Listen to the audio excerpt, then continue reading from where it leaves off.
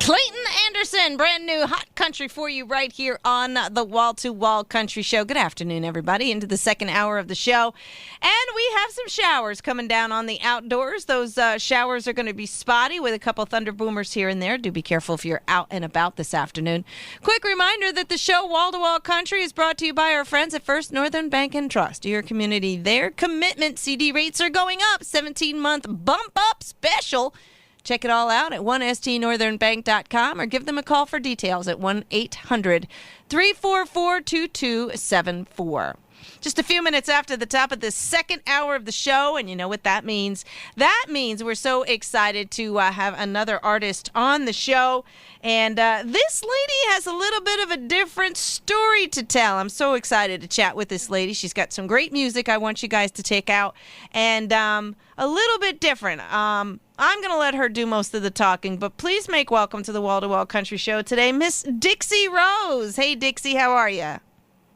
Fine, Casey. Thank you so much for having me. Oh, I'm so excited to have you on the show. I discovered you a little while back, and you and I have been chatting back and forth via some social medias and emails and stuff, and I have to say, I am impressed with your background, but before we get all excited about that, one of the things that I always like to do when we get started on one of these interviews is to kind of give everybody a little background history about who Dixie Rose is, how she kind of got into the music industry in the first place, and then we can go from there. So can you give us a little background of who Dixie Rose is and how she landed with an album? Well, if we want to go, do we want to go all the way back to the beginning or just the recent history with the record? No, like a little background history of where you grew up and how you got into the music industry in the first place. Okay, my daddy was a professional musician. He played steel guitar and dobro. He was working a job, and the first time I got up to sing in public, I was 7 years old. Wow. He called me up on stage and asked me to sing. He's got the whole world in his hands. And somebody said, what key? And my daddy said, just let her sing it and we'll fall in. So I started singing, and there was this big building full of people, and it didn't faze me. And then my daddy worked at WNOX. He was friends with Chet Atkins and Archie Campbell, Bill Carlisle. And Bill and Archie were very close friends of the family. And Archie had a Grand Ole Opry show in Gatlinburg. And we stopped there one year, coming back from vacation, and saw his show.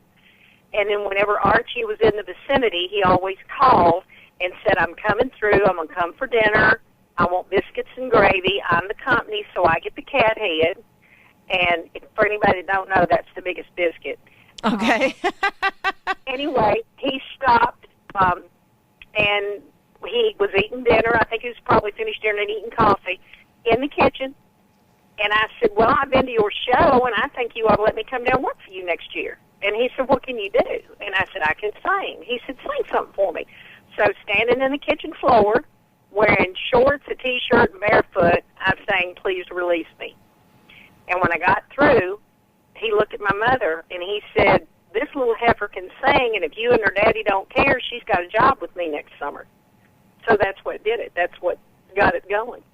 That's pretty awesome. That's pretty awesome that you can just start singing. Not everybody can do that. I have been blessed. The Lord gave me a voice. I still have it. And as long as I have it, I want to sing. Well, that's awesome.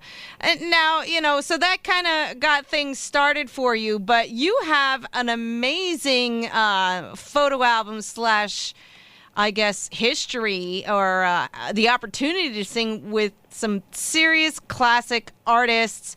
Unfortunately, a lot of them aren't even around anymore. I mean, this is pretty darn amazing.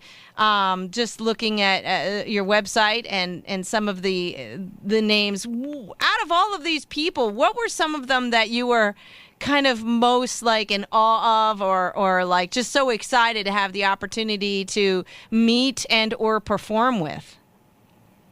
Well, now, I performed with Lonzo and Oscar. I was part of their group. Okay.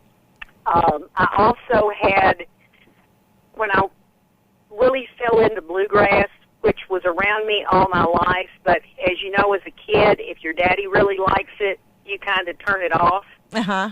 And then when I found it on my own when I was 16, and I thought that's the greatest thing that ever happened, and my daddy looked at me like, you're an idiot. Go through the album collection. You know, it's all here. Uh-huh. Because when Bonnie and Clyde came out, and I said, oh, there's this song, and then Daddy goes, stupid, that's Foggy Mountain Breakdown. I got the 78 in there in the other room. So, okay, it's here. But because he, you know, it's just how kids are. So when I got into bluegrass, of course, Bill Monroe. And then I was privileged to meet him. I worked in his office for a while in Nashville, when I first moved to Nashville. The one that I guess I was most in awe of out of those pictures was Roy Clark. Mm-hmm. Because when I met him, I just started talking, and I said, and I think you're the greatest thing, and just blah, blah, blah. Of course, I was like 16, 17 years old. And I said, and now I'm just going on, and I'm so embarrassed. I said, because you think I probably don't mean it. He said, honey, I know you mean every word of it. Aww. But, you know, when you just meet somebody and you watch them and it's just, the first time around, you're very enamored of them. Mm-hmm. Mm-hmm. Well, you've got some pictures with some pretty significant peeps here. I mean, some of the ones that kind of caught my eye was the late, great Jim Ed Brown. He's also passed. Ernest Tubb, Dottie West, Bill Anderson, who performs here at our venue or has in the past. We also have Mr. Porter Wagner. You have Dolly Parton, Mel Tillis. I mean, the list here goes on and on and on of some of these great pictures that you had the opportunity to meet and chat with. And so you had a pretty good career going on back at that time, and then some things changed for you. Why don't you tell us about the next step here on what happened through that process? Next step was I got married.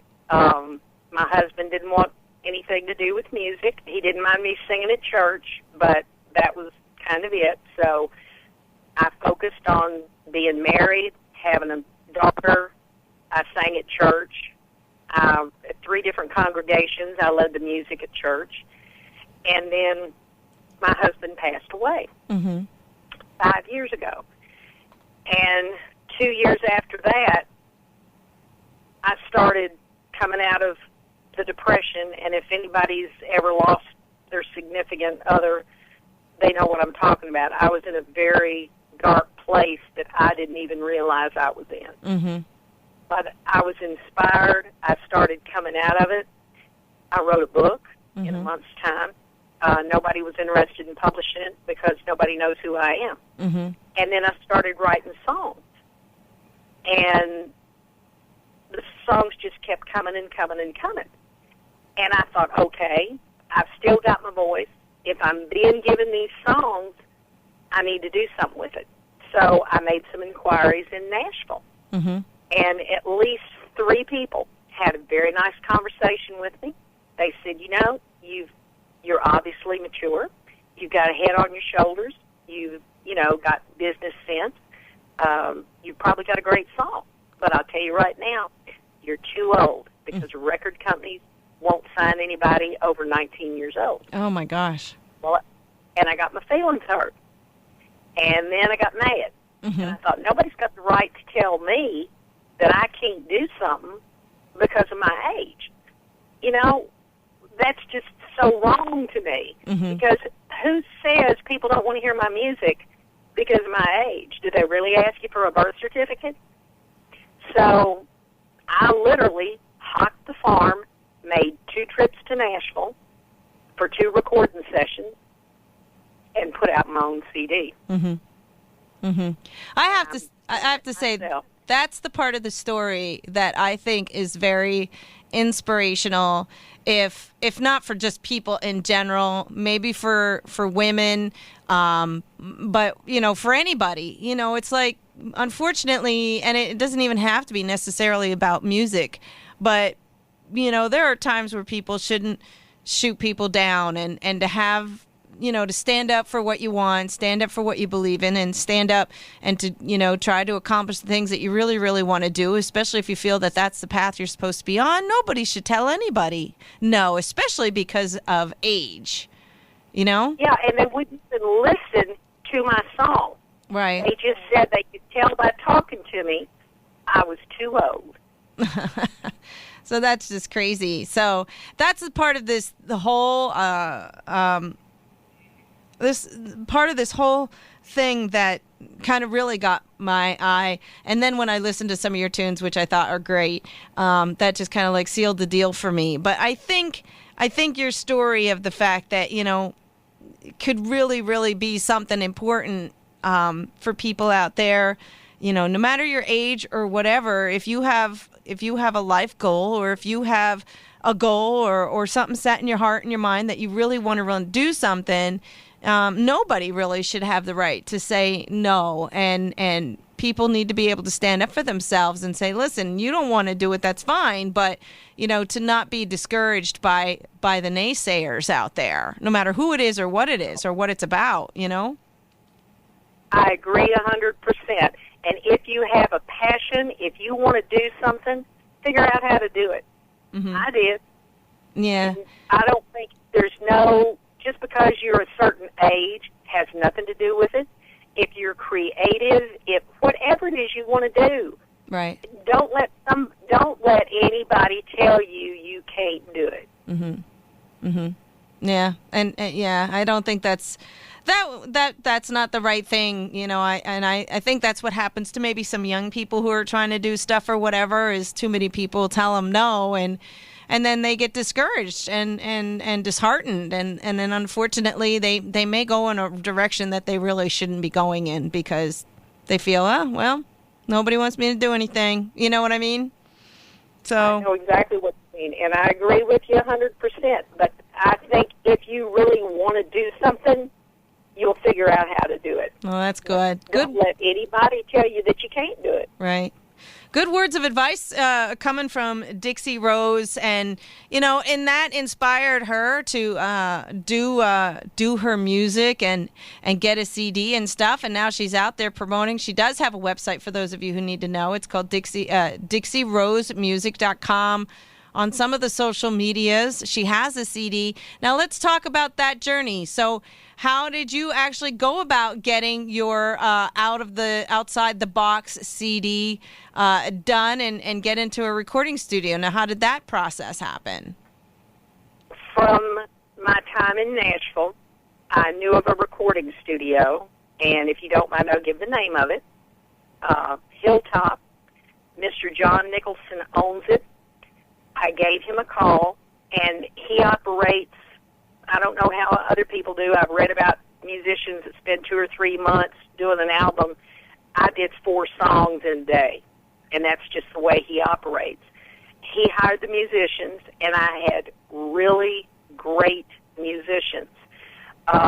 Both recording sessions, I had Brent Mason on electric guitar, and that name may not mean anything, but if you listen to anything Alan Jackson, you're probably going to hear Brent Mason, because it's my understanding he's been on all of Alan Jackson's.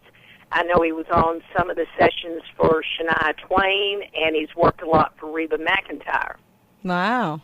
The backup singers are brothers, Chip and Billy Davis.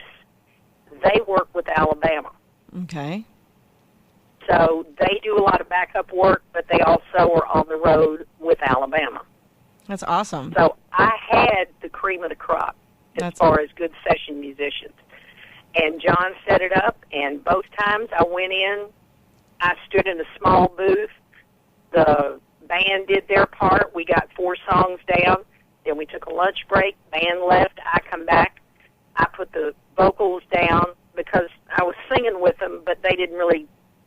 he didn't record that. It was just for the band to hear me singing. Mm-hmm. So then we come back after lunch. I went in the room and I put the vocals down. And the first time he thought it was going to take like 4 hours. And he even called the backup singers because he didn't know.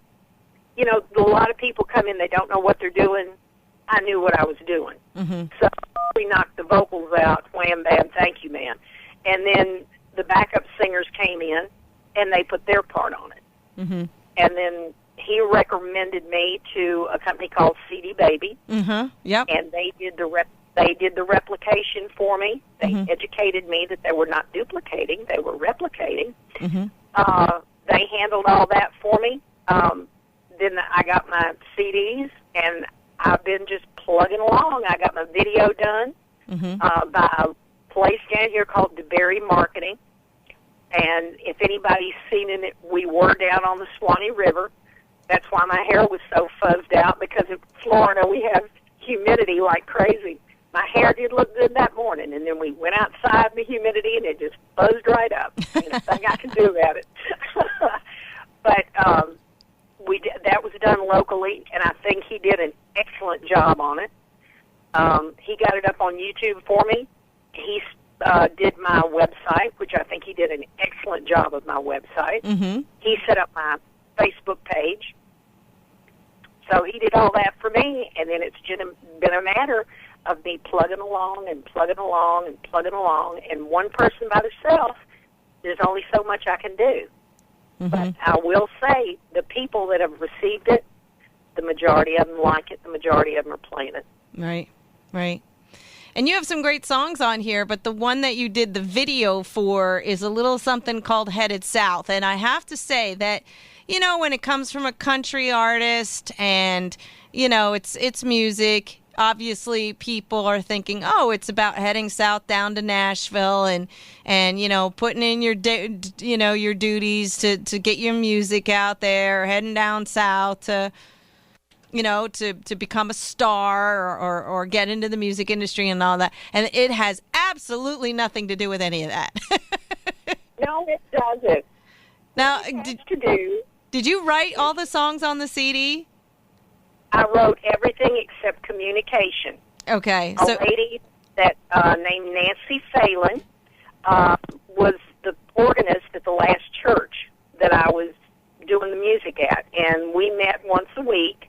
And anyway, she wrote Communication. She's got a lot of songs too, but I like that one because it's a little bit humorous, and I'm all about funny.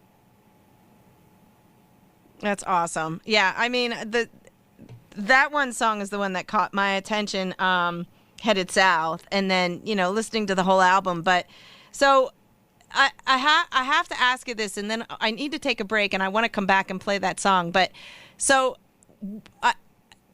I'm almost afraid to ask, where did the idea come from for the song? Well, let's put it this way. I'm not a spring chicken, and I just happened to catch a glimpse of myself in a full-length mirror, and I started laughing, and the song was just there. I mean, boom. So I immediately went and sat down at the kitchen table with the pencil and paper. The tune came, the words came, I wrote it down. It never changed. That's awesome. That's awesome. Well, I think what we're going to do is we got to take a quick break, Dixie. Can you hang on for just a little bit? I surely can. We're going to come. Happy to. We're going to come back with more Dixie Rose and her album, Outside the Box. We're going to play the one song that is her single right now. It's a little something called Headed South. And if you're still unsure about what she's kind of talking about in the song, you just really need to listen to the words. And I think you guys are going to get a great giggle out of this tune. But more with Dixie Rose in just a minute. We got to pay some bills. We'll be back in just a bit. Hey, we're back, and that was Dixie Rose's tune back there, Headed South. I love it. I love it. I love it. I think people really need to listen to the words maybe a couple of times to get the gist of it. Yes. But what a great song. Thank you. And I look at it this way. If you can't laugh at yourself, just give up. Because you might as well just, it's going to happen. Yep. And if you're under, I'd say 30, you're not going to understand that song. Right. But maybe 35 to 40, you're going to get it. Yeah, yeah. And you might as well laugh about it because there ain't nothing you can do about it. Yeah, it's totally cool. And I just love that song, which is, like I said, part of the reasons why I was like, I got to get this woman on the show. And then, just reading reading a little bit more about your story and stuff. It was just I wanted to also get out there and get the inspirational part of it. So you have how many songs are on the album, Dixie? The album is 8 songs. 7 of them I wrote. Mm-hmm. Okay. And how can people get their hands on it if they're interested in getting a copy of your CD? They can go to my website, which is www.dixierosemusic.com. Mm-hmm. There's a place on there where you can listen to little snippets of it, and then you can either download it or you can purchase the entire CD. Okay. And you also people can get it also off of iTunes? Yes, they can. Okay. And I believe Amazon's got it as well. Okay. I'm finding out places that have it that I didn't even know had it. Yep. Yeah. Well, yeah, the electronic ways is awesome that people can just download it and get it for themselves if they are not interested in the hard copy. So the electronic media is just search Dixie Rose.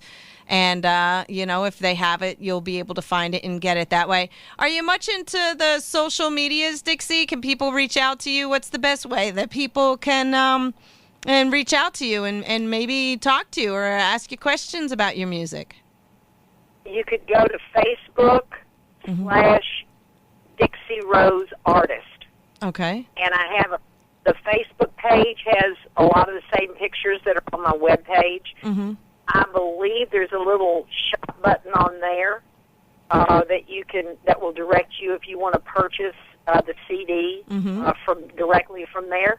And then there's a way to send me a private message if you want to ask me something. Mm-hmm. And I might tell you it's none of your business, but I ain't going to lie to you. I like that. I like it a lot.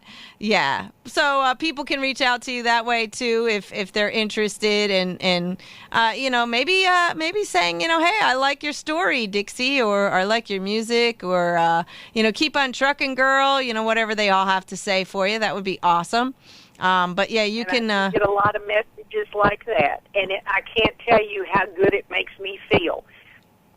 One lady, like last year, sent me the sweetest little message that she'd been down in the dumps, and she was wanting to do something, and she thanked me for being her inspiration, and I thanked her for saying that to me, because you never know who you're going to touch. Right. Or who you're going to help, and how somebody may hear your story and go, darn it, I'm gonna try one more time. I'm gonna try one more time because, sometimes that's just what you need. Some people just need a little, kick in the butt to go ahead and follow their dreams and go, well, if she can do it, maybe I can do it too, and that's awesome. Right. And you might be able to do it better than I can.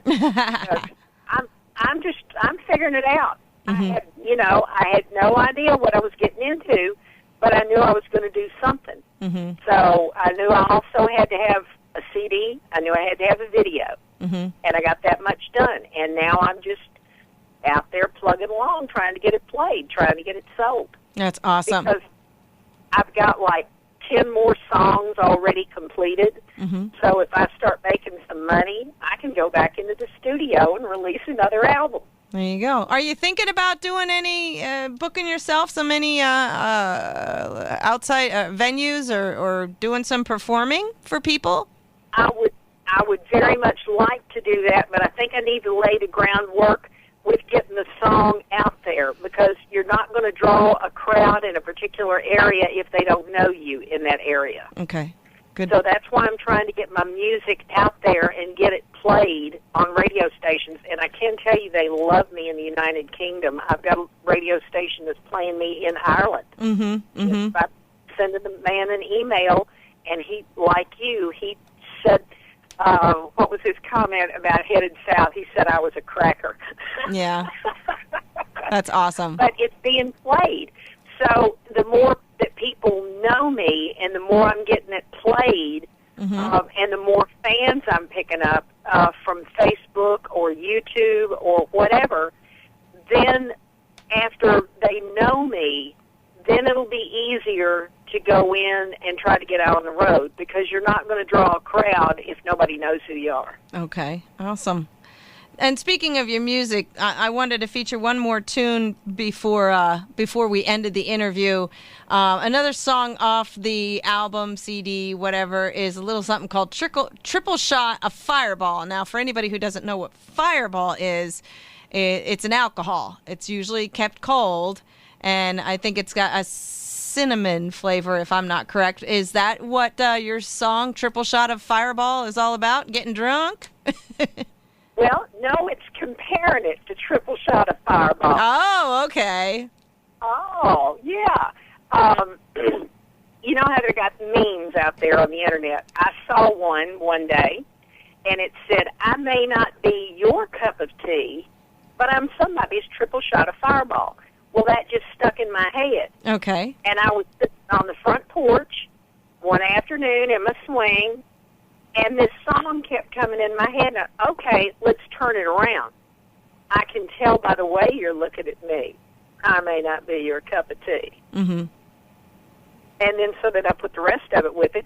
And then it became funny, because to be that sassy, that like John at the recording studio said, that was a sassy song.